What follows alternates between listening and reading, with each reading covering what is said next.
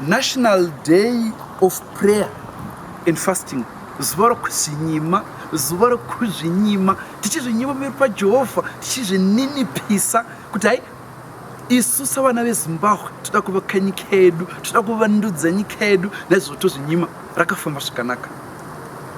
Takapinda handiti mose mumaprovinces makomiza vakataura, ndakava vakomana vachitaura kuti haibodo vanhu vazvinyima, vanhu vagara kumba, vanhu vazvinyima, vanhu vagara kumba. Tikati habodo kugona isu tizvinyimavo. Asi takazoona even vakomana vangu vose vakazvinyima. Handiti vanhu vainge vakagara vakazvigarira vachifarira nyika yavo, vachifarira nyika yavo yerifa vachizvinyima. Namanje tiri pakuzvinyima tose navakomana tangozvinyima. Hatina kana patiri kumanyira kana chatiri kumanyira, asi kuti nyika yeZimbabwe, nyika yerifa, nyika yambuya nehanda iinde mberi.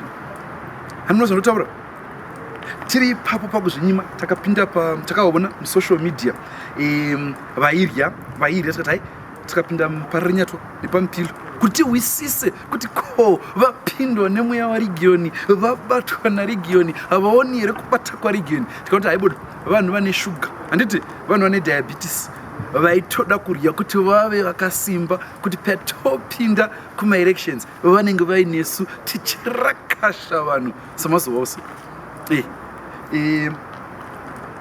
Tiri panhau yekurakasha takaona vakomana vekukofu ava vakagadzira mabhaisikopu vakagona. Tikavamberera maoko tikati hai kukofu yakadadisa, handiti kuenda paNetflix kuratidza ushingi, handiti. Asi takaona yanga ino mukomana uyu Brikili uyu akuzviti Lutuli vakanga varipo, asi takati hai ndowedu, handiti asi haasi womuno, handiti wakabva Britain, wawedu tomuda, handitika nouyu unani Njagu, handiti Njagu vakagadzira firimu, asi Njagu ndio Kenya kwana Uhuru nanaOdinga. Hatisani tavana vedu vomuno vanogadzira firimu romuno vari vana vomuno. Munozondotaura saka takaona gona rezvo firimu rina vana vedu, firimu rerifa, firimu reZimbabwe, firimu rousvingo. Parichazopinda ipapo richava rakasha. Handinozotaura tikatiwo zuro wedu mwana uyu ShaSha, haiwa ShaSha unogona ShaSha wakaratidza uShaSha, handiti kuratidza kuti isu vana vomuZimbabwe tinorakasha, iye ndokunorakasha, isu tinorakasha, iye ndokuno. ShaSha wakashashanura, handiti tinomufarira. Zuro waitaura namai yekuzeki, handiti vachimuudza kuti unodii kuti arakashe murakashiro wedu, murakashiro watinoita. Vakaposha kuzomupa makombetisa 5, vaivamupa 22 kana 30 ovarakasha.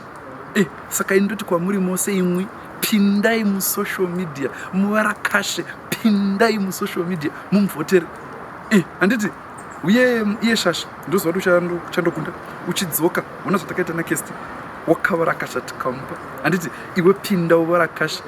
Mutodo wakabva kapo pane vendi wobuya ShaSha worakasha vanhu zvatinoita, handiti kuti ngadii tiri munyika yerifa, nyika yaJehovha, handiti nyika yambuya nehanda, nyika yatakapuwa, handiti nyika yechibarirwe. Hai anogona ShaSha. Vateni